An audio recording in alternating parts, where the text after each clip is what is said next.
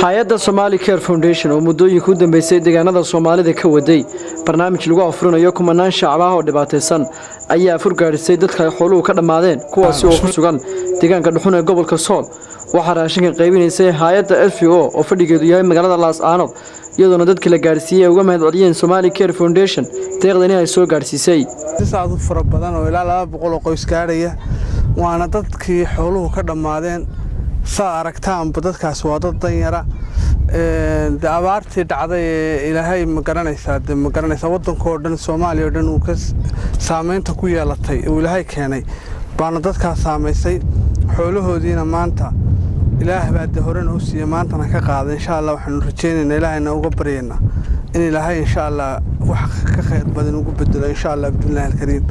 marka halka maanta waxaan ka qaybinaynaa barnaamijkan guud ahaan dalka ka wadnay magaciisu Afuri Kuwa baahan hay'adda Somali Care Foundation ee fadhigeedu yahay cariga Mareykanka magaalada Minnesota aan la wadnaa anagoo hay'adda wadaniga SVO barnaamijkan oo social media ay campaign aan ka wadnay oo asaasayaasha hay'adda Somali Care Foundation Liibaan Aadan iyo Khalid ay ka bilaabeen run ahaantii dadka muxsiniinta ahana ay la soo baxeen in dadka afuriyaan anagoo guud ahaanba wadanka Soomaaliya ka wada wadna barnaamijkan marka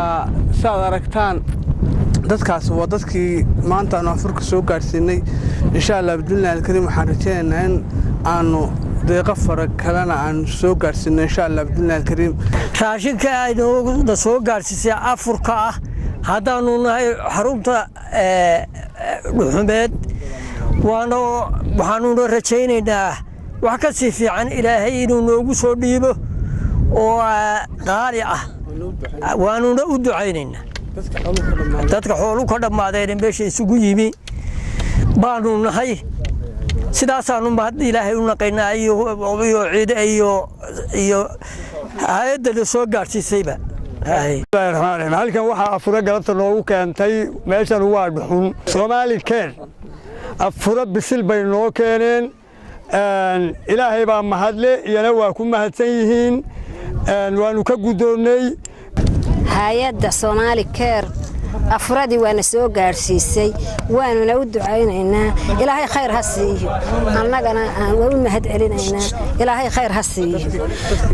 dadkii abaartu xoolaha ka dhamaysay baanu nahay halkaas aanu joognaa dhuxun waana la soo gaarsiiyay wax kasanna waa ka rabnaa in ilaahay naga siiyo waxaan u ducaynaynaa hay'adda Somali Care baan u ducaynaynaa waxaan ku mahadnaqaynaa soo afurada bisil ay noo keeneen waana u ducaynaynaa annana ilaahay dheecaamasho faraha naga siiyo iyagana waajibkooda oo aan u ducaynaa ilaahay ka waajibiyeen alxamdulillah darta abaarta xoolaha ka waxaysa baanu nahay reer dhuxmeed baanu nahay halkaas alxamdulillah rabbil caalamiin waa ku mahadnaqaynaa wixii soo ku caawiyo iyo wixii Soomaaliya inoo keenay ku mahadnaqaynaa Mukhtaar Cabdi Jaamac warbaahinta SBC Laascaanood